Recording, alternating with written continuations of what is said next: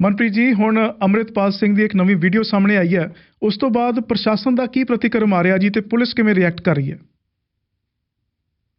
ਦੇਖੋ ਵਾਸੂ ਜੀ, ਜਦੋਂ ਤੋਂ ਭਾਰਤੀ ਸਮੇਂ ਅਨੁਸਾਰ ਕੱਲ ਸ਼ਾਮ ਨੂੰ, ਤੁਹਾਡੇ ਸਮੇਂ ਅਨੁਸਾਰ ਤੁਹਾਡੇ ਸਵੇਰ ਨੂੰ, ਜਦੋਂ ਤੋਂ ਇਹ ਵੀਡੀਓ ਆਈ ਹੈ 2 ਮਿੰਟ 11 ਸੈਕਿੰਡ ਦੀ ਇਹ ਵੀਡੀਓ ਆ, ਜਿਹਦੇ ਵਿੱਚ ਅੰਮ੍ਰਿਤਪਾਲ ਸਿੰਘ ਇੱਕ ਮੈਸੇਜ ਦੇ ਰਿਹਾ। ਉਹਦੇ ਵਿੱਚ ਇਹ ਗੱਲ ਕਹਿ ਰਿਹਾ ਹੈ, ਇੱਕ ਤਾਂ ਉਹਨੇ ਅਪੀਲ ਕੀਤੀ ਹੈ ਕਿ ਅਕਾਲ ਤਖਤ ਸਾਹਿਬ ਦੇ ਜਥੇਦਾਰ ਗਿਆਨੀ ਹਰਪ੍ਰੀਤ ਸਿੰਘ ਇੱਕ ਸਰਬੱਤ ਖਾਲਸਾ ਸੱਦਣ 13 ਅਪ੍ਰੈਲ ਨੂੰ ਵਿਸਾਖੀ ਵਾਲੇ ਦਿਨ, ਔਰ ਉੱਥੇ ਸਿੱਖ ਭਾਈਚਾਰੇ ਨੂੰ ਇੱਕ ਸੁਨੇਹਾ ਦੇਣ, ਇੱਕ ਮੈਸੇਜ ਦੇਣ ਕਿ ਸਾਰੇ ਇਕੱਠੇ ਹੋਣ।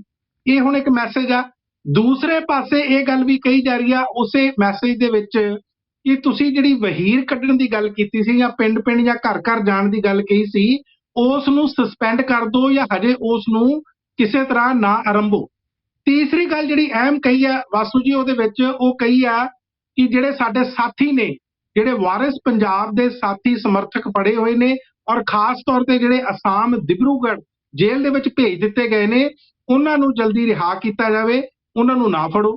ਚੌਥੀ ਗੱਲ ਉਹਨਾਂ ਨੇ ਇਹਦੇ ਵਿੱਚ ਇਹ ਕਹੀ ਆ ਕਿ ਮੈਂ ਬਿਲਕੁਲ ਚੜ੍ਹਦੀ ਕਲਾ ਦੇ ਵਿੱਚ ਆ, ਮੈਨੂੰ ਕੁਝ ਨਹੀਂ ਹੋਇਆ ਔਰ ਮੇਰੀ ਲੜਾਈ ਇਸੇ ਤਰ੍ਹਾਂ ਚੱਲਦੀ ਰਹੇਗੀ। ਦੇਖੋ ਵਾਸੂ ਜੀ, 2-3 ਗੱਲਾਂ ਇਹਦੇ ਵਿੱਚ ਨੇ। ਅੱਜ ਵੀ ਭਾਰਤ ਦੇ ਵਿੱਚ ਇਸ ਵੇਲੇ ਸਵੇਰ ਦੇ 30 ਮਾਰਚ ਦਾ ਦਿਨ ਆ, ਬਹੁਤ ਸਾਰੀਆਂ ਕਿਆਸਰਾਈਆਂ ਲਾਈਆਂ ਜਾ ਰਹੀਆਂ ਨੇ ਕਿ ਕੀ ਅੰਮ੍ਰਿਤਪਾਲ ਸਿੰਘ ਸਰੈਂਡਰ ਕਰਨਗੇ।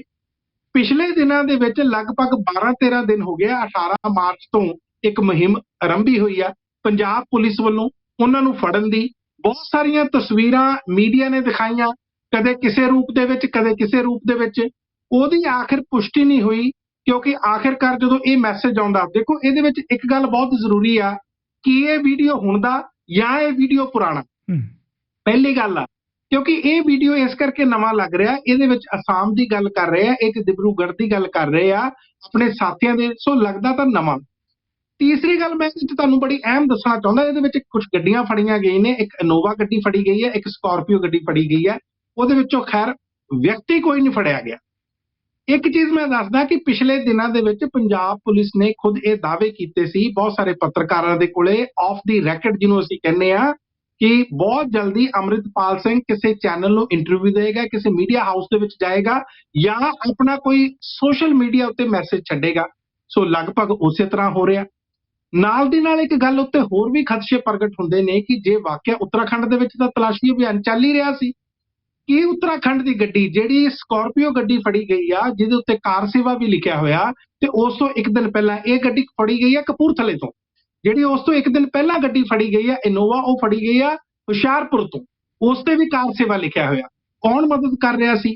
ਕਿ ਉੱਤਰਾਖੰਡ ਤੋਂ ਇੱਥੇ ਆਏ ਨੇ, ਕਿ ਉਹਨਾਂ ਨੂੰ ਲੱਗਦਾ ਕਿ ਆਲਰੇਡੀ ਉਹਨਾਂ ਨੂੰ ਗ੍ਰਿਫਤਾਰ ਕਰ ਲਿਆ ਜਾਏਗਾ, ਜਾਂ ਅਕਾਲ ਤਖਤ ਸਾਹਿਬ ਦੀ ਸਰਪ੍ਰਸਤੀ ਦੇ ਵਿੱਚ ਉਹ ਆਤਮ ਸਮਰਪਣ ਕਰਨਾ ਚਾਹੁੰਦੇ ਨੇ? ਇਹ ਸਾਰੇ ਦੇ ਸਾਰੇ ਸਵਾਲ ਖੜੇ ਨੇ।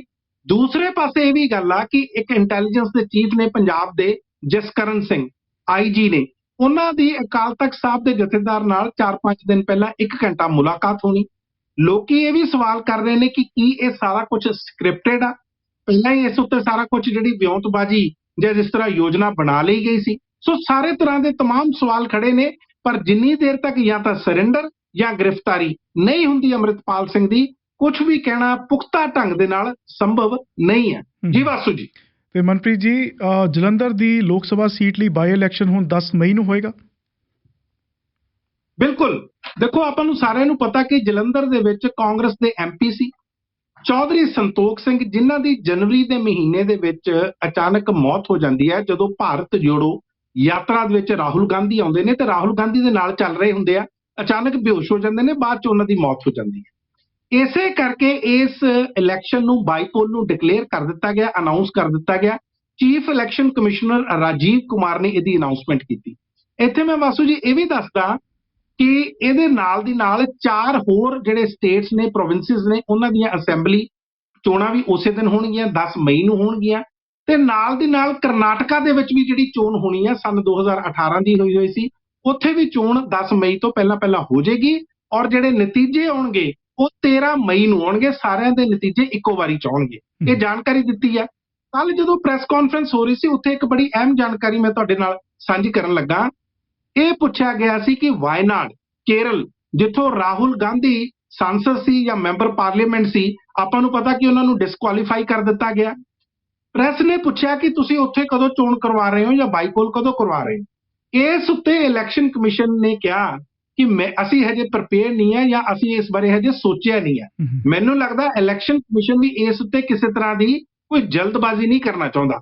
ਦੂਸਰਾ ਸਵਾਲ ਉਹਨਾਂ ਨੂੰ ਪੁੱਛਿਆ ਗਿਆ ਸੀ ਕਿ ਆਮ ਆਦਮੀ ਪਾਰਟੀ ਜਿਹੜੀ ਗੁਜਰਾਤ ਤੇ ਹਿਮਾਚਲ ਦੇ ਵਿੱਚ ਵੀ ਜਾ ਕੇ ਚੋਣਾਂ ਲੜੀ ਸੀ, ਇਹਨਾਂ ਨੂੰ ਨੈਸ਼ਨਲ ਪਾਰਟੀ ਦਾ ਸਟੇਟਸ ਤੁਸੀਂ ਕਦੋਂ ਦੇ ਰਹੇ ਹੋ। ਉਸ ਉੱਤੇ ਵੀ ਇਲੈਕਸ਼ਨ ਕਮਿਸ਼ਨ ਦੇ ਰਾਜੀਵ ਕੁਮਾਰ ਨੇ ਕਿਹਾ ਕਿ ਅਸੀਂ ਇਸ ਉੱਤੇ ਵਿਚਾਰ ਕਰ ਰਹੇ ਹਾਂ।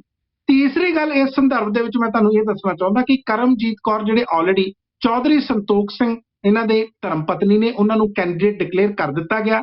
ਉਹਨਾਂ ਨੇ ਚੋਣ ਕਮਿਸ਼ਨ ਨੂੰ ਪਹਿਲੇ ਦਿਨ ਹੀ ਸ਼ਿਕਾਇਤ ਕਰ ਦਿੱਤੀ ਆ, model code of conduct the violation ਹੋ ਰਹੀ ਆ, ਉਲੰਘਣਾ ਹੋ ਰਹੀ ਆ। ਉਹਨਾਂ ਨੇ ਕਿਹਾ ਕਿ ਮੁੱਖ ਮੰਤਰੀ ਦੀਆਂ ਤਸਵੀਰਾਂ ਆਮ ਆਦਮੀ ਕਲੀਨਿਕਸ ਤੋਂ ਪਹਿਲਾਂ ਹਟਾਈਆਂ ਜਾਣ, ਇਹਦੇ ਨਾਲ ਉਹਨਾਂ ਦਾ ਪ੍ਰਚਾਰ ਹੁੰਦਾ।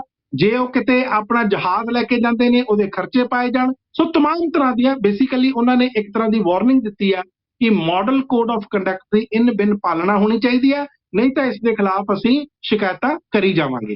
ਜੀ ਵਾਸੂ ਜੀ।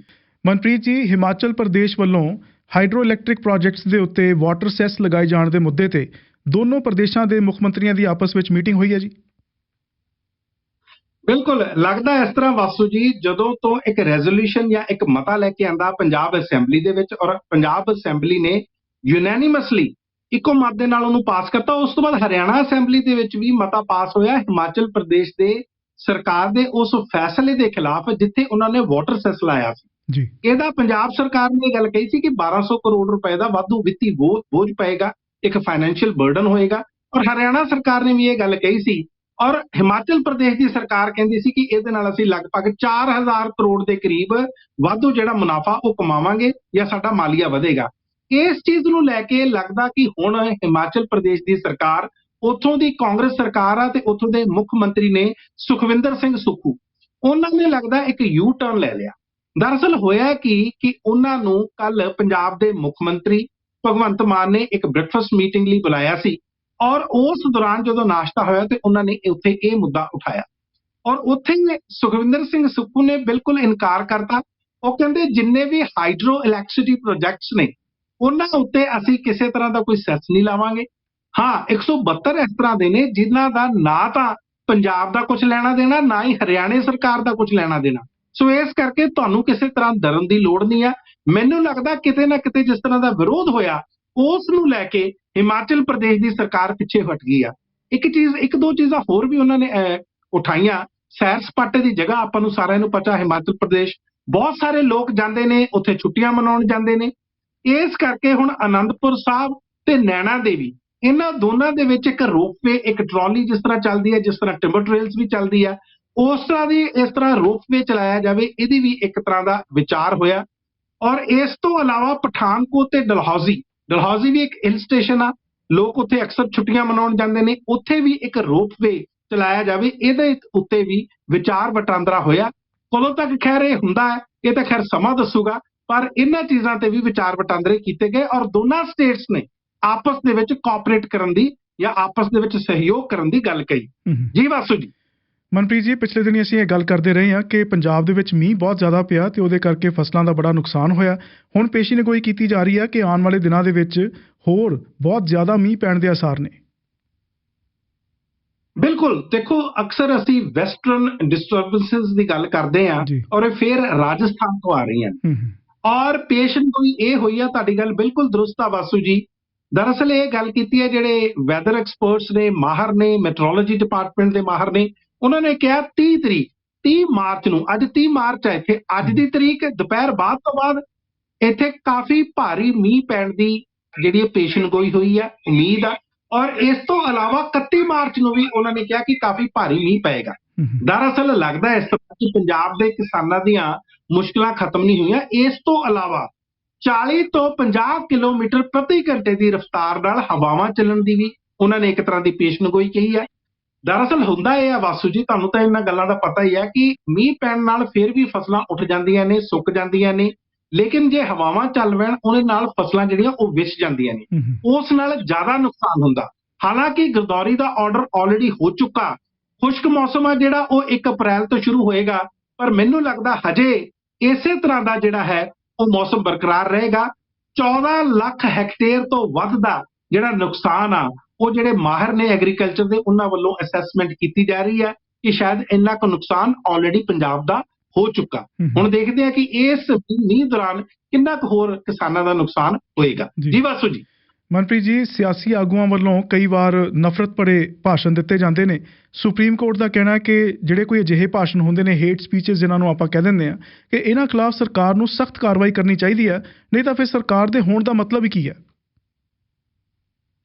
ਬਿਲਕੁਲ ਵਾਸੂ ਜੀ, ਮੈਨੂੰ ਲੱਗਦਾ ਬਹੁਤ ਅਹਿਮ ਆਬਜ਼ਰਵੇਸ਼ਨ ਆ, ਟਿੱਪਣੀ ਆ, ਮਾਮਲਾ ਚੱਲ ਰਿਹਾ ਔਰ ਇਹ ਡਿਵੀਜ਼ਨ ਬੈਂਚ ਆ ਜਸਟਿਸ KM ਜੋਸਫ ਤੇ ਜਸਟਿਸ BV ਨਾਗਰਤਨਾ ਲੇਡੀ ਜੱਜ ਨੇ ਇਹਨਾਂ ਨੇ ਇਹ ਗੱਲ ਕਹੀ ਹੈ। ਦਰਅਸਲ ਮਾਮਲਾ ਚੱਲ ਰਿਹਾ ਸੀ, ਪਟੀਸ਼ਨ ਪਾਈ ਗਈ ਸੀ ਮਹਾਰਾਸ਼ਟਰ ਨੂੰ ਲੈ ਕੇ ਕਿ ਉੱਥੇ ਕੁਝ ਹਿੰਦੂ ਜਥੇਬੰਦੀਆਂ ਬਹੁਤ ਭੜਕਾਊ ਭਾਸ਼ਣ, ਨਫ਼ਰਤੀ ਭਾਸ਼ਣ ਦੇ ਰਹੀਆਂ ਤੇ ਸਰਕਾਰ ਉੱਥੋਂ ਦੀ ਜਾਂ ਉੱਥੋਂ ਦੀ ਮਹਾਰਾਸ਼ਟਰ ਦੀ ਪੁਲਿਸ ਉਹਨਾਂ ਦੇ ਖਿਲਾਫ ਐਕਸ਼ਨ ਨਹੀਂ ਲੈ ਰਹੀ। ਔਰ ਵਾਸੂ ਜੀ, ਇਸ ਦੌਰਾਨ ਜਿਹੜੇ ਸੋਲਿਸਿਟਰ ਜਨਰਲ ਨੇ ਤੁਸ਼ਾਰ ਮਹਿਤਾ ਭਾਰਤ ਦੇ, ਉਹ ਵੀ ਪੇਸ਼ ਹੋਏ। ਉਹਨਾਂ ਨੇ ਐਗਜ਼ਾਮਪਲਾਂ ਹੋਰ ਵੀ ਦਿੱਤੀਆਂ, ਕੇਰਲ ਦੀ ਵੀ ਐਗਜ਼ਾਮਪਲ ਦਿੱਤੀ, ਤਾਮਿਲਨਾਡੂ ਦੀ ਵੀ ਐਗਜ਼ਾਮਪਲ ਦਿੱਤੀ। ਇਸ ਦੌਰਾਨ ਇਹ ਜਿਹੜੇ ਜੱਜਿਸ ਸੀ, ਜਸਟਿਸਿਸ, ਇਹਨਾਂ ਨੇ ਇਹ ਗੱਲ ਕਹੀ, ਕਹਿੰਦੇ ਏਦਾਂ ਲੱਗਦਾ ਜਿਵੇਂ ਸਰਕਾਰਾਂ ਇੰਪੋਟੈਂਟ ਹੋ ਗਈਆਂ ਹੋਣ, ਨਕਾਰਾ ਹੋ ਗਈਆਂ ਹੋਣ। ਤੇ ਸਰਕਾਰਾਂ ਦਾ ਜਿਸ ਤਰ੍ਹਾਂ ਤੁਸੀਂ ਵੀ ਗੱਲ ਕਹੀ, ਹੋਣ ਦਾ ਮਤਲਬ ਹੀ ਕੀ ਆ? ਜੇ ਨਫ਼ਰਤੀ ਭਾਸ਼ਣ ਜਾਂ ਭੜਕਾਊ ਭਾਸ਼ਣ ਇਸੇ ਤਰ੍ਹਾਂ ਚੱਲਦੇ ਰਹਿਣੇ ਆ। ਇਸ ਤੋਂ ਪਹਿਲਾਂ ਵੀ ਦੇਖੋ ਵਾਸੂ ਜੀ, ਸੁਪਰੀਮ ਕੋਰਟ ਨੇ ਕਈ ਵਾਰੀ ਹਦਾਇਤ ਕੀਤੀ ਹੈ, ਸਿੱਧੀ ਡਾਇਰੈਕਟ ਜਿਹੜੀ ਆ ਉਹ ਡਾਇਰੈਕਸ਼ਨਸ ਦਿੱਤੀਆਂ ਨੇ, ਦਿੱਲੀ ਪੁਲਿਸ ਨੂੰ ਦਿੱਤੀਆਂ, ਉੱਤਰਾਖੰਡ ਪੁਲਿਸ ਨੂੰ ਦਿੱਤੀਆਂ, ਉੱਤਰ ਪ੍ਰਦੇਸ਼ ਦੀ ਪੁਲਿਸ ਨੂੰ ਦਿੱਤੀਆਂ, ਪਰ ਉਸ ਤੇ ਕਦੇ ਵੀ ਇੰਪਲੀਮੈਂਟੇਸ਼ਨ ਨਹੀਂ ਹੋਈ, ਐਗਜ਼ੀਕਿਊਸ਼ਨ ਨਹੀਂ ਹੋਈ ਜਾਂ ਇਨ ਬਿਨ ਪਾਲਣ ਨਹੀਂ ਕਦੇ ਹੋਇਆ। ਸੋ ਇਸ ਗੱਲ ਦਾ ਕੋਰਟ ਨੇ ਬੜਾ ਮਲਾਲ ਕੀਤਾ। ਫਿਰ ਕੋਰਟ ਨੇ ਉਦਾਹਰਨਾਂ ਵੀ ਦਿੱਤੀਆਂ। ਤੁਸੀਂ ਦੇਖੋ, ਉਹਨਾਂ ਨੇ ਕਿਹਾ ਕਿ ਤੁਸੀਂ ਘੱਟੋ ਘੱਟ ਜਵਾਹਰ ਲਾਲ ਨਹਿਰੂ ਨੂੰ ਯਾਦ ਕਰੋ, ਅਟਲ ਬਿਹਾਰੀ ਵਾਜਪਾਈ ਨੂੰ ਯਾਦ ਕਰੋ, ਜਿਨ੍ਹਾਂ ਦੀ ਭਾਸ਼ਾ ਜਿਹੜੀ ਸੀ ਬੜੀ ਨਪੀ ਤੁਲੀ ਹੁੰਦੀ ਸੀ, ਮਰਿਆਦਾ ਦੇ ਵਿੱਚ ਰਹਿ ਕੇ ਉਹ ਭਾਸ਼ਣ ਦਿੰਦੇ ਸੀ, ਲੋਕੀ ਦੂਰੋਂ ਦੂਰੋਂ ਉਹਨਾਂ ਨੂੰ ਸੁਣਨ ਆਉਂਦੇ ਸੀ। ਕਹਿੰਦੇ ਹੁਣ ਦਾ ਮਾਹੌਲ ਤਾਂ ਇਸ ਤਰ੍ਹਾਂ ਦਾ ਭਾਰਤ ਦਾ ਲੱਗ ਰਿਹਾ ਕਿ ਜੇ ਕੋਈ ਲੀਡਰ ਬੋਲੇਗਾ ਤਾਂ ਉਹਦੇ ਖਿਲਾਫ ਅਗਲੇ ਦਿਨ ਮਾਨਹਾਨੀ ਦਾ ਮੁਕੱਦਮਾ ਹੋ ਸਕਦਾ। ਸੋ ਇਸ ਕਰਕੇ ਇਹ ਸੈਕੂਲਰ ਭਾਰਤ ਆ, ਸਾਰਾ ਧਰਮ ਨਿਰਪੱਖ ਇੱਕ ਕੰਟਰੀ ਆ। ਇਹਦੇ ਵਿੱਚ ਹਰ ਕਿਸੇ ਨੂੰ ਇੱਕ ਦੂਸਰੇ ਦੇ ਜਜ਼ਬਾਤਾਂ ਦਾ, ਸੈਂਸਿਟੀਵਿਟੀ ਦਾ, ਸੰਵੇਦਨਸ਼ੀਲ ਹੋਣ ਦੀ ਲੋੜ ਆ। ਦੇਖੋ, ਕੋਰਟ ਤਾਂ ਬਹੁਤ ਕੁਝ ਕਹਿ ਰਿਹਾ ਕਿ ਸਰਕਾਰਾਂ ਕੀ, ਪੁਲਿਸ ਕੀ, ਲੋਕ ਕੀ, ਲੀਡਰ ਉਸ ਤੇ ਇਹਨਾਂ ਗੱਲਾਂ ਤੇ ਕੋਈ ਅਮਲ ਕਰਦੇ ਨੇ। ਇਹ ਆਪਾਂ ਨੂੰ ਸਾਰਿਆਂ ਨੂੰ ਅੱਗੇ ਆਉਣ ਵਾਲੇ ਦਿਨਾਂ ਦੇ ਵਿੱਚ ਦੇਖਣਾ ਪਊਗਾ। ਜੀ ਵਾਸੂ ਜੀ। ਤੇ ਮਨਪ੍ਰੀਤ ਜੀ, ਹੁਣ ਰਾਹੁਲ ਗਾਂਧੀ ਇੱਕ ਹੋਰ ਯਾਤਰਾ ਸ਼ੁਰੂ ਕਰਨ ਜਾ ਰਹੇ ਨੇ 5 ਅਪ੍ਰੈਲ ਤੋਂ। ਬਿਲਕੁਲ, ਤੁਸੀਂ ਦੇਖੋ, ਰਾਹੁਲ ਗਾਂਧੀ ਜਿਹੜੀ ਭਾਰਤ ਜੋੜੋ ਯਾਤਰਾ ਸੀ, ਤੁਸੀਂ ਵਾਸੂ ਜੀ ਯਾਦ ਕਰੋ ਕਿ ਇਸ ਤੋਂ ਪਹਿਲਾਂ ਉਹਨਾਂ ਨੂੰ ਲੀਡਰ ਨਹੀਂ ਸੀ ਮੰਨਿਆ ਜਾਂਦਾ। ਇਸ ਯਾਤਰਾ ਨੇ ਜਿਹੜੀ ਉਹਨਾਂ ਨੇ ਲਗਭਗ 3500 ਤੋਂ ਲੈ ਕੇ 4000 ਕਿਲੋਮੀਟਰ ਦੀ ਤਾਮਿਲਨਾਡੂ ਤੋਂ ਲੈ ਕੇ ਜੰਮੂ ਕਸ਼ਮੀਰ ਤੱਕ ਕੀਤੀ। ਇੱਕ ਤਰ੍ਹਾਂ ਦਾ ਉਹਨੂੰ ਕਾਂਗਰਸ ਦੇ ਵਿੱਚ ਸਥਾਪਿਤ ਕੀਤਾ, ਕਾਂਗਰਸ ਨੂੰ ਮੁੜ ਸਜੀਵ ਕਰਨ ਦਾ ਵੀ ਗੱਲ ਕਹੀ ਹੈ। ਨਹੀਂ ਤਾਂ ਇਹ ਕਿਹਾ ਜਾਂਦਾ ਸੀ, ਭਾਰਤੀ ਜਨਤਾ ਪਾਰਟੀ ਨੇ ਤਾਂ ਬਹੁਤ ਪੈਸਾ ਵੀ ਖਰਚ ਕੀਤਾ ਸੀ ਕਿ ਰਾਹੁਲ ਗਾਂਧੀ ਨੂੰ ਲਗਾਤਾਰ ਪੱਪੂ ਬਣਾ ਕੇ ਰੱਖੋ ਜਾਂ ਇਸ ਤਰ੍ਹਾਂ ਕਹੋ ਕਿ ਇਹ ਨਾਨ ਸੀਰੀਅਸ ਪੋਲੀਟੀਸ਼ੀਅਨ ਹੈ, ਜਦੋਂ ਮਰਜ਼ੀ ਇਹ ਭੱਜ ਜਾਂਦੇ ਨੇ ਵਿਦੇਸ਼ਾਂ ਦੇ ਵਿੱਚ ਤੇ ਅਯਾਸ਼ੀ ਕਰਦੇ ਨੇ। ਪਰ ਉਸ ਯਾਤਰਾ ਨੇ ਇਹਨਾਂ ਨੂੰ ਮੁੜ ਸਜੀਵ ਕੀਤਾ। ਦੂਸਰੀ ਗੱਲ ਜਿਹੜੀ ਤੁਸੀਂ ਗੱਲ ਕਰ ਰਹੇ ਹੋ, ਹੁਣ ਇੱਕ ਹੋਰ ਪ੍ਰੈਸ ਕਾਨਫਰੰਸ ਕੀਤੀ, ਉਹਦੇ ਵਿੱਚ ਐਲਾਨ ਕੀਤਾ ਗਿਆ ਸਤਿਅਮੇਵ ਜਯਤੇ। ਸਤਿਅਮੇਵ ਜਯਤੇ ਨਾਲ ਇੱਕ ਹੋਰ ਯਾਤਰਾ ਸ਼ੁਰੂ ਕਰਨਗੇ। ਔਰ ਇਹਦੇ ਵਿੱਚ ਮੈਂ ਤੁਹਾਨੂੰ ਵਾਸੂ ਜੀ ਦੱਸਦਾ, ਇੱਕ ਹੋਰ ਬੜੀ ਗੱਲ ਇੰਪੋਰਟੈਂਟ ਆ। ਇਹ ਜਿਹੜੀ ਯਾਤਰਾ ਇਹ ਕਰਨ ਜਾ ਰਹੇ ਨੇ 5 ਅਪ੍ਰੈਲ ਤੋਂ ਸ਼ੁਰੂ ਕਰਨ ਜਾ ਰਹੇ ਨੇ ਔਰ ਕੋਲਾਰ ਤੋਂ, ਕਰਨਾਟਕ ਤੋਂ ਸ਼ੁਰੂ ਕਰਨ ਜਾ ਰਹੇ ਨੇ। ਕੋਲਾਰ ਉਹੀ ਜਗ੍ਹਾ ਜਿੱਥੇ 13 ਅਪ੍ਰੈਲ ਸਨ 2019 ਨੂੰ ਇਹਨਾਂ ਨੇ ਆਪਣਾ ਉਹ ਭਾਸ਼ਣ ਦਿੱਤਾ ਸੀ ਜਿਹਦੇ ਵਿੱਚ ਨੀਰਵ ਮੋਦੀ, ਲਲਿਤ ਮੋਦੀ, ਮਹਿਲ ਚੌਕਸੀ, ਨਰਿੰਦਰ ਮੋਦੀ ਇਹਨਾਂ ਦੇ ਨਾਮ ਲਏ ਸੀ ਔਰ ਉਸ ਤੋਂ ਬਾਅਦ ਇਹਨਾਂ ਦੀ ਡਿਸਕੁਆਲੀਫਿਕੇਸ਼ਨ ਹੋਈ ਸੀ। ਸੋ ਇਸ ਕਰਕੇ ਇਹਦੀ ਹੋਰ ਜਿਹੜੀ ਆ ਉਹ ਮਹੱਤਤਾ ਬਣ ਜਾਂਦੀ ਆ। ਜੀ ਵਾਸੂ ਜੀ। ਮਨਪ੍ਰੀਤ ਜੀ, ਇਹਨਾਂ ਸਾਰੀਆਂ ਖਬਰਾਂ ਲਈ, ਇਸ ਸਾਰੇ ਐਨਾਲਿਸਿਸ ਲਈ ਤੁਹਾਡਾ ਬਹੁਤ ਧੰਨਵਾਦ। ਕੱਲ ਫਿਰ ਗੱਲਬਾਤ ਹੋਏਗੀ ਜੀ। ਬਹੁਤ ਬਹੁਤ ਧੰਨਵਾਦ ਤੁਹਾਡਾ ਵੀ ਵਾਸੂ ਜੀ।